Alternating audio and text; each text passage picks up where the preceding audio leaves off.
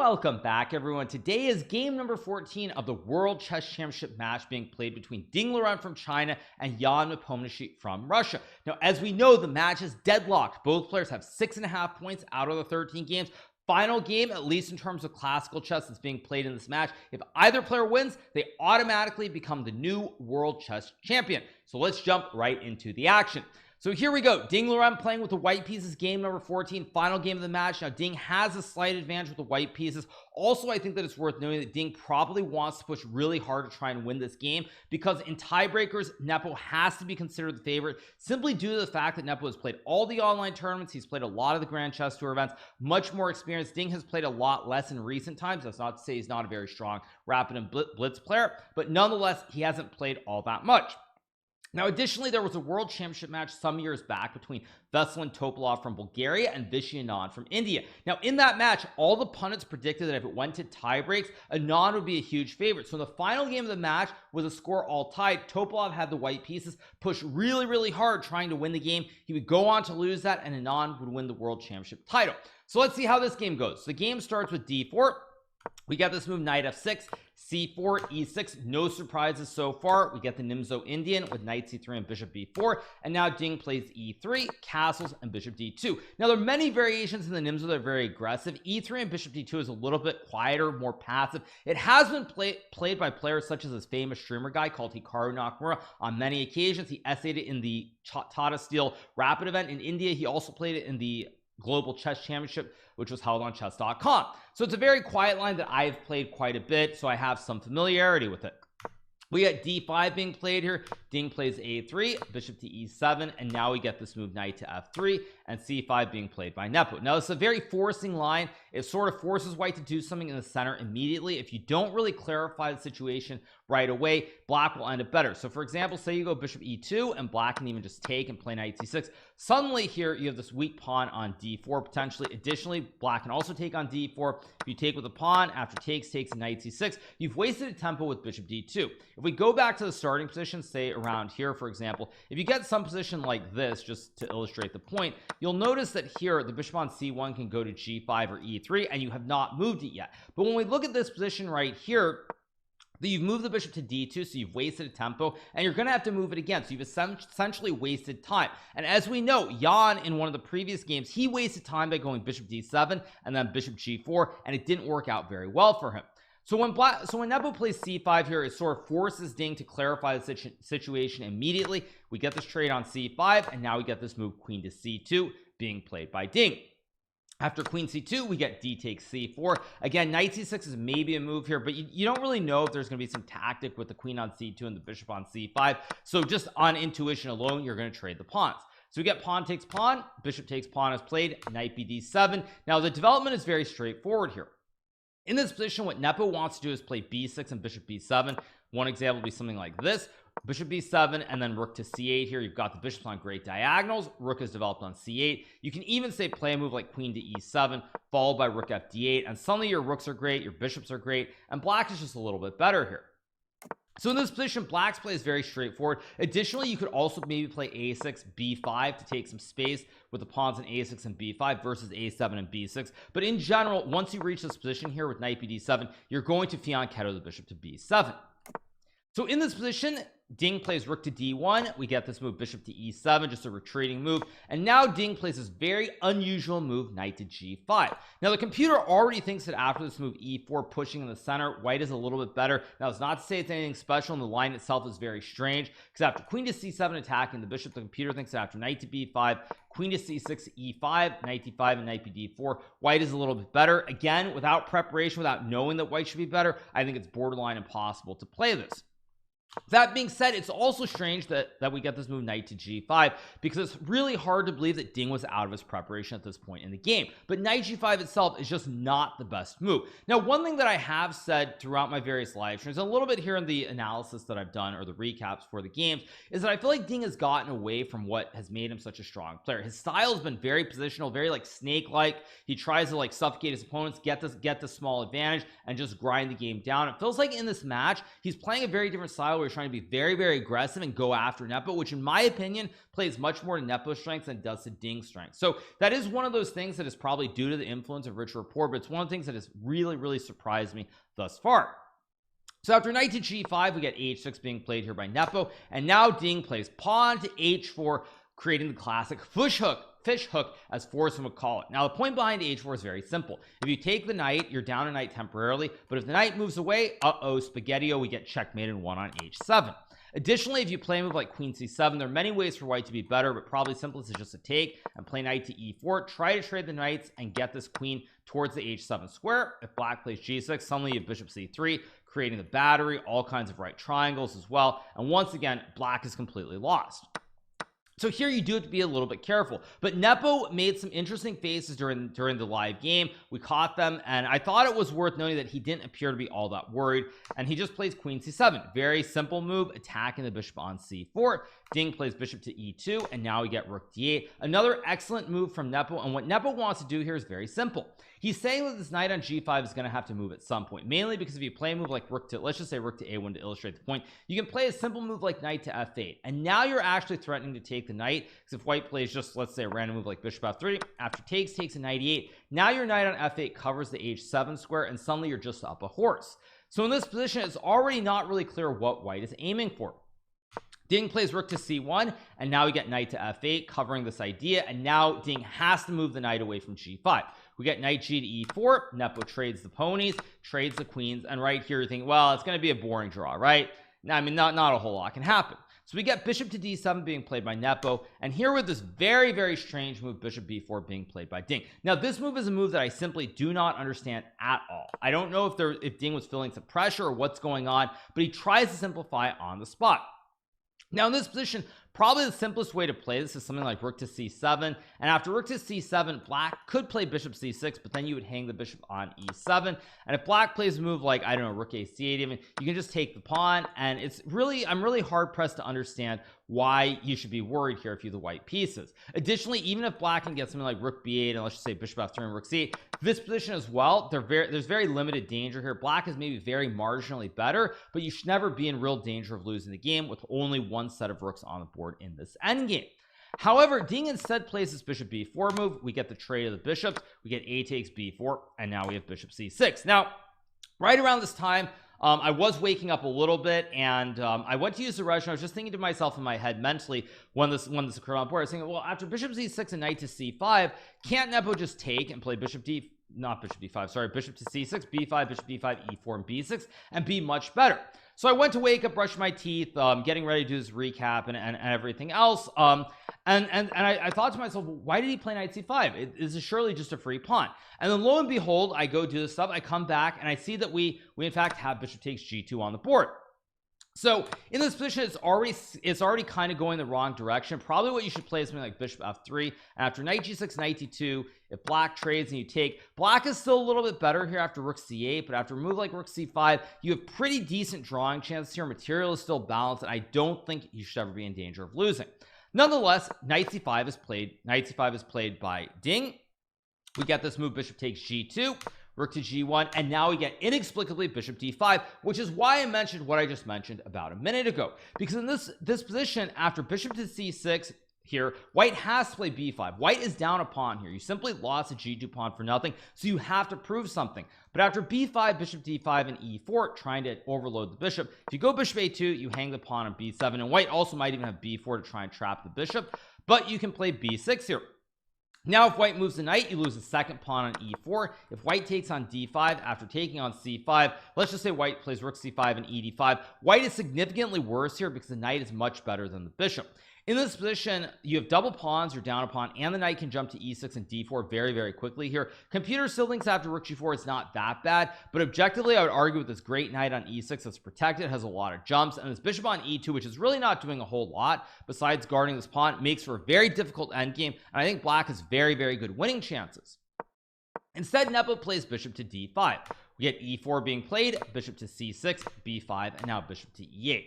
And after knight b7, we get rook d4. So what Nepo is arguing here is that material remains even, but in this case, unlike the other situation, with material being even, but white having this weak h4 pawn, having these double stack pawns on b5 and b2, he thinks that he can get some winning chances. Now computer of course doesn't think this is anything much, and I actually find it interesting that Nepo chose this, because to me the other endgame yields more chances simply because of the fact that you have a knight versus a bishop. There are no obvious ways to trade the bishop for the knight, and I think that this would have given him better chances. Nonetheless, I'm sure we'll hear what he has to say about it.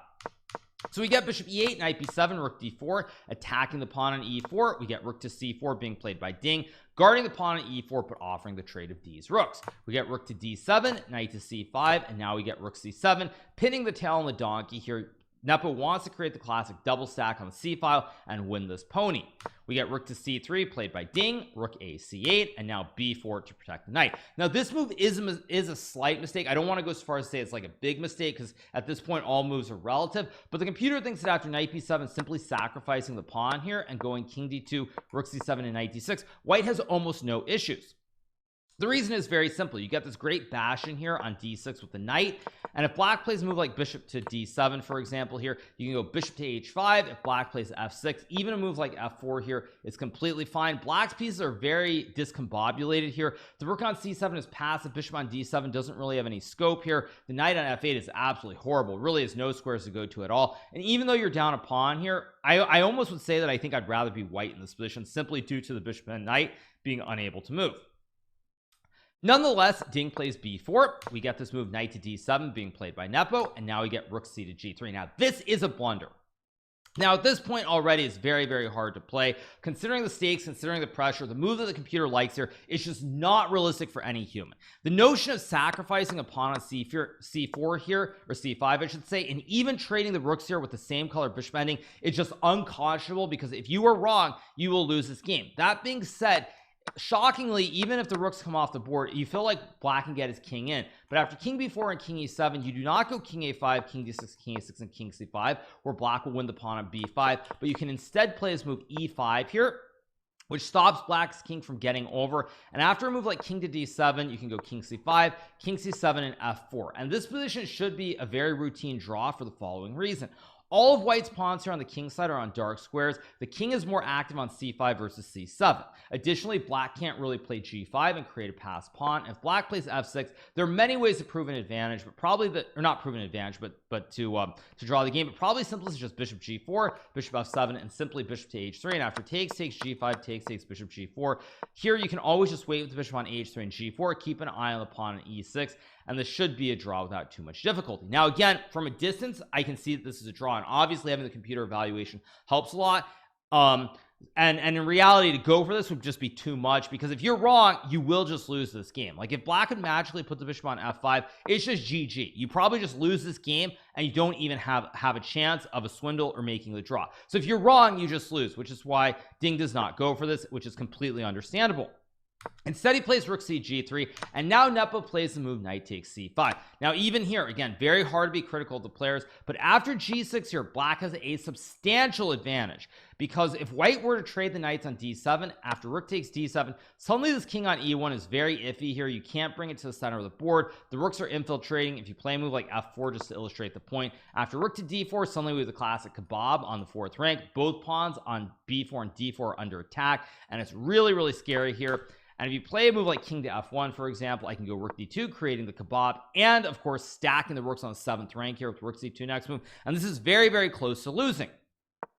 So Nepo here plays knight c5. Now again, pressure, stakes, time, everything is added up after so many games, all the wear and tear of this long match, so you can't really be critical. Nonetheless, it is a fairly significant miss. That being said, Nepo still has an advantage here.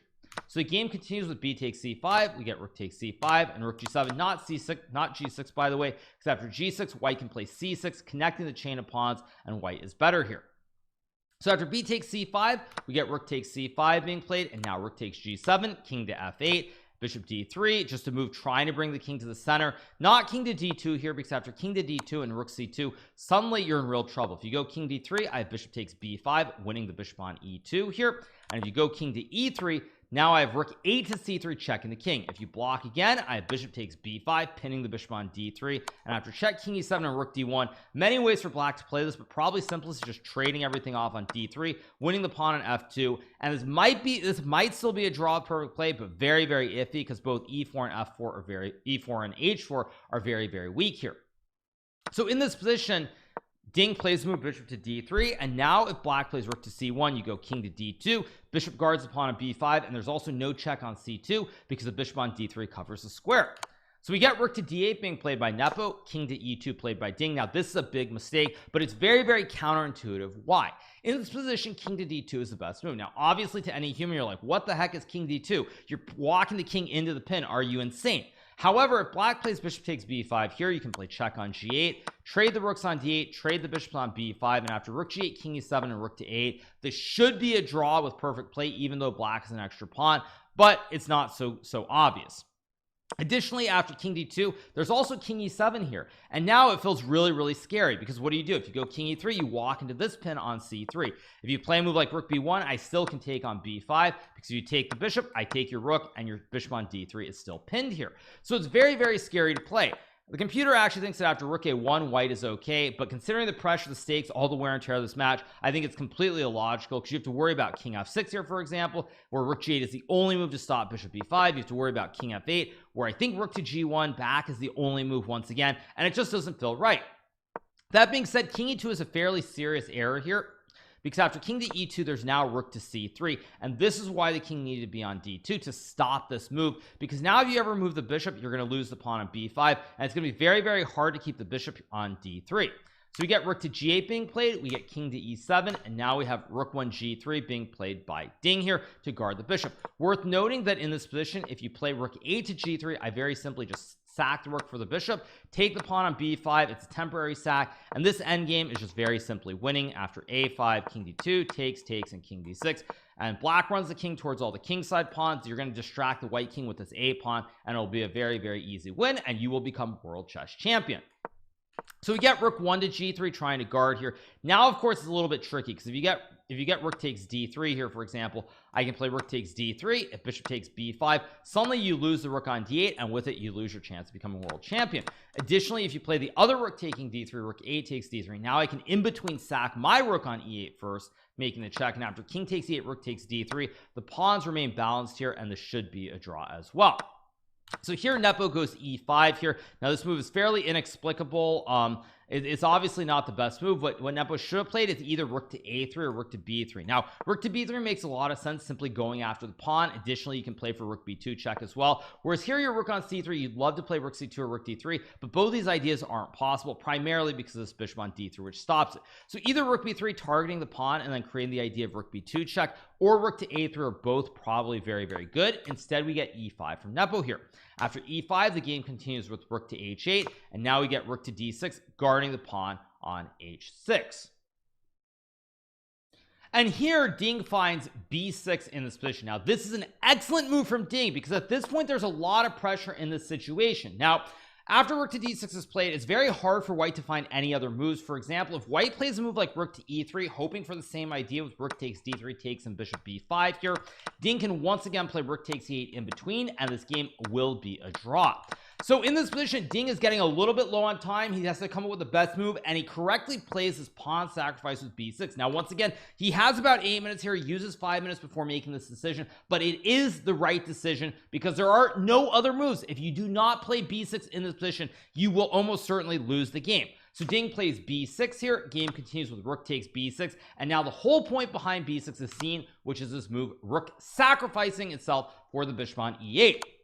Now if Nepo were to play pawn takes pawn, this would actually lose the game, and with it Ding would become the world chess champion, because after rook takes bishop, king takes, and bishop b5, or actually I'm sorry, I spoke too soon. You do have rook c6 here to save the rook, and the show goes on, but objectively after rook to a3 and rook 8 and rook a7, once again this should be a drawn rook and pawn endgame. Nonetheless, you don't want to even allow such ideas. So after rook b6 here, Ding plays rook takes e8, sacrificing the rook. We get king takes e8, bishop b5, classic fossil here with the bishop checking the king and the rook capturing the rook. We get rook takes b5, rook takes c3, and now Jan plays king d7 here, trying to stop the rook from entering on c6, c7, or c8. If Jan were to play a move like a5, for example, if white plays just a random quiet waiting move like f3, after king to d7 here with the idea of a4, black should be close to winning. So it's very, very critical here that Ding finds all the right moves. So we get king to d7 played to stop the rook from entering. And now we get this great move rook to f3 being played by Ding here. Now this is not the only move in the position to sort of save the equality or the potential to draw the game, but any other move here in white is in a lot of trouble. If you play a move like king to f3, a5, king g4, a4, trying to bring the king in, for example, let's just say you go rook to a3 here. After black goes rook to a5 guarding the pawn, if you play king h5 and black goes rook a6, the rook holds both of these pawns. Now the rook on a3 is very, very passive here, so white is in a lot of trouble. Now I don't know if this is losing for sure. Again, all these rook and pawn endgames are tricky, but nonetheless there are great chances. Ding, however, plays rook to f3, which is an excellent move here because there are two things that are important. First thing is the king on d7 is close to the queen side. If you can get the king over to say b6 and push the a pawn, one example would be something like this. If the a pawn is pushing right down the board here, for example, to a4, a3, a2, it can get very, very scary right away. So the king is still a little bit far away from the queen side being on d7 here. That being said, when white plays rook to f3, the only move that black can play is bringing the king back to the center, and now the king is one square further away from getting to the queen side and escorting the a pawn up the board. We get rook to c3 being played by Ding, and now we have a5 played by Nepo. You could play king to d7 here, make the draw, go home, get ready for a tiebreaker tomorrow, but Nepo correctly decides, you know what, there's no risk, I cannot lose the game, might as well try. So we get a5, rook to c7 is played, king to f6, rook to c6, king g7, guarding the pawn on h6, and now rook to a6 played in this position. Now, as you'll notice, black does have the pawn on a5, but the king is super, super far away from the queen side now, borderline impossible to get it over easily. Game continues with rook to b2, king to f3, and now rook to a2. This is the only way for black to try to keep pressing for a win here. The rook is glued to the pawn here, so because of that, the king being super far away, putting the rook in front of the pawn is the only way to try to push it down the board. So we get king to g3 played here. Now we have h5 played by Nepo. Now the live commentary with Fabiano Caruana and Robert Hess, they were going over many variations that were quite interesting here. And one of the big questions was, should black play h5? Should white play h5? Should you leave the pawns in these two squares? Now this starts to get into the realm of dankness and moves that are very illogical and very computer-esque. And it was very interesting that actually on first glance, Fabiano thought, well, a4, h5, a3, f3, rook a1, king g2, a2, and Fabio thought, well, it's just an easy draw, you just sit and wait. However, in this position, this is losing for a couple of reasons. Now the exact position I have, black can go king f6, g5 to win the pawn, but even without that idea, let's say king to f8 here, white goes rook a7, black has a very tricky idea here where essentially what you can do is you can run the king all the way up the board here, and there's this very tricky idea where you run the king forward and then you run the king to f4 and g5 to capture the pawn. So you make this beeline with the king, you move the king all the way in on these squares, you go to g5, you capture the pawn, and you win the game. So it's a big question mark here whether you want to play h5. Also, because another interesting idea is if black plays f6 and white plays f3, you get a similar position here with the pawn all the way down here. This is also winning for black because you can go king g6, king h5, and again you can gobble this pawn on h4. So it's a very, very critical situation here. Now Nepo played h5 very quickly, but I think this is a mistake from a fundamental perspective because you want to keep the ideas of king g6, king h5. You also want to give white the opportunity to push the pawn to h5 as well. So you want to leave the pawns here as long as possible. Nepo, however, plays h5. Now again, obviously a lot easier for me sitting at home, being able to just enjoy the game, no stress, no pressure, and whatnot, and having not played 13 games of stress-packed chess. Nonetheless, Nepo probably should not have played this move, but again, it's hard without knowing exactly what's going on, not easy. So we get h5, rook to a8 is played here, we get rook to a1, king to g2, and now a4 is played. And really the big question mark here is, can black get this king to escort the pawn up the board without losing all of these pawns in the center of the board and on the king side? Game continues with rook to a5 here by Ding. We get f6 supporting the pawn at e5.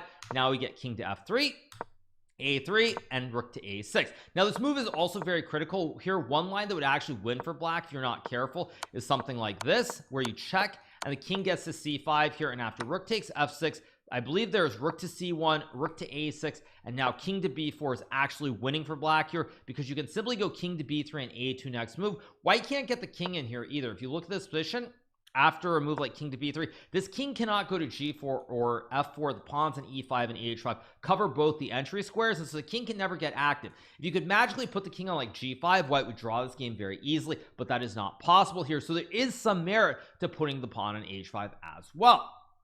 So in this position, Ding is very precise.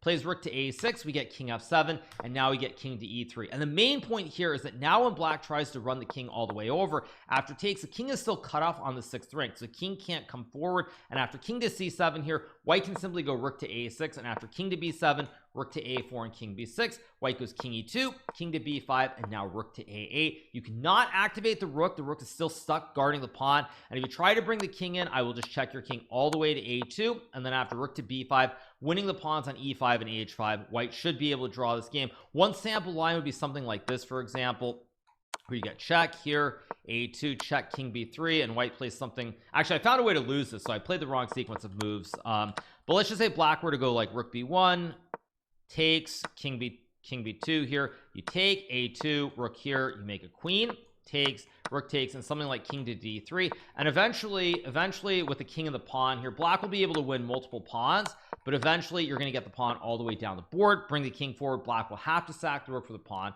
and the game will end in a draw. So we get king to e3 here. Now Nepo plays king to e8. Important move here, because with the rook in front of the pawn, you'd be very careful here with the white pieces. If you play a move like rook takes f6, thinking you draw on the spot, black can now push a2, and after you go rook a6, there's rook to e1 check, king has to move, I make the queen, you take, I take back, and black will simply win the game, and with it Nepo becomes world champion. So here we get king to e2 played by Ding, and the idea is quite simple. Now if you go king d8 and I take, if you push a2, I have rook to a6 back, you can't check here, the king will capture, and if you move the rook away, I simply win this pawn on a2. So we get king to e2, we get king to e7, we get king back to f3 played here by Ding.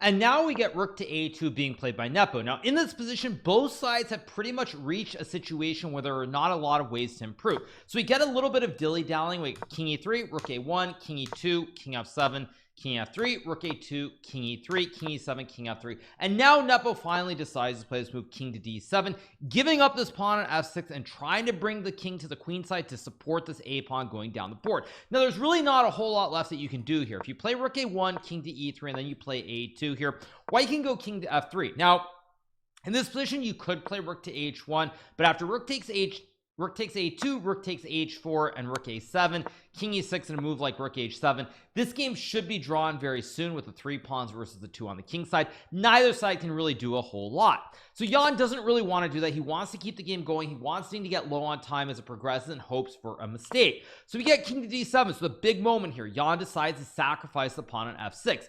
Game continues with rook takes f6, and now we get rook to b2 here, activating the rook. We get rook to a6, and here there's a very important move which is played, which is rook to b3. Now you could go a2 here, but after a2 this game should lead to a draw very quickly. White goes king g3, king to c7, and now this move f4. If you play rook to b3 check, king goes back. If you capture the pawn, I capture this one. This is a very basic draw, and if you try to play the move pawn takes pawn, king takes, and king b7, after white goes rook a3 and king b6, on first glance it looks like your king is very quick getting down the board, but this is a very easy draw. Probably the simplest one is king g5, e5, king g5, king to e5, king b5, king g5, and now you get king to b4, rook a8, king to b3, king takes h5, rook b1, and now after king g6, queen takes, and h5, rook e1, h6, same thing where with the king and the pawn going up the board. Very easy draw. Rook takes e5, h7, rook to e8, king g7, queen next move, and this will be king versus king. So Jan plays rook b3, which is an excellent try here, because now after king g2 and king c7, white cannot activate the king. The king is cut off by the rook on the 3rd rank, and it's very, very tricky to play suddenly. So here Ding plays f4. Excellent move. I think it's the only move in the position to draw, and the main reason is simple.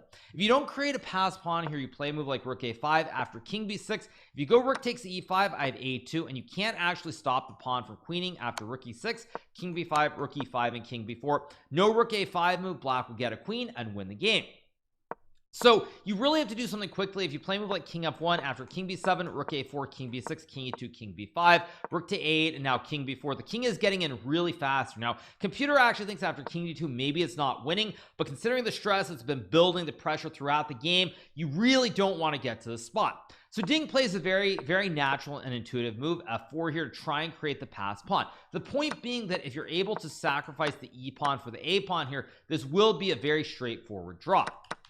So after e takes f4, we get e5 being played. We get king to b7, rook to a4 here, and now king to c6. Very important moment here. Ding getting low on the time, using a lot of time. He starts shaking his head. You can feel like things are slipping away, but he's able to keep his nerve here and find rook to a6. Now you might be thinking just rook takes f4. Both sides have 2 pawns, easy draw. And this is actually a draw with perfect play, but it's very tricky here, because after a move like king to b5, if you go e6 for example, now there's rook to e3.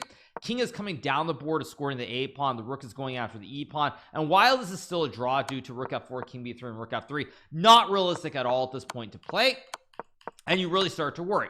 So Ding plays rook to a6 check, which is actually the best move. We get king to b5, rook to a7, king to b6, rook to a8, king c5, and now rook to a6. Now it's an excellent move here, because what Ding is aiming for with all these different lines is he's trying to argue you're gonna have to keep the king close to the e pawn here, whereas you're gonna have to keep the king close to the e pawn, and I'll always be able to guard it from the side. So for example, if you go king c6, e6, king d6, e7, rook guards the pawn, king can't go backwards, and if you have to play rook to e3, even rook takes a3 here would lead to a quick draw after rook e7 and king f3. And if you were to take the rook on a3, suddenly white gets a queen and Ding Liren becomes the world chess champion. So after rook a7, king b6, rook a8, king c5, and rook a6 is played here, white's idea is simply to play e6. And now here we get king to b5 being played by Nepo, attacking the rook. We get rook to a7 here. Same idea for white, that white wants to push the pawn either to e6 or to e7 in this situation. And now we get the move king to b6. Rook to a8 is played here by Ding. Idea same thing, e6, e7. Sooner or later, black won't be able to keep the king next to this a pawn. The king will have to come back towards the center. And it's worth noting also, I haven't mentioned this before, but in any of these endgames, even if black were to somehow get this pawn on h4, even these endgames where you have a rook and an f and an h pawn versus a rook, this is still a draw.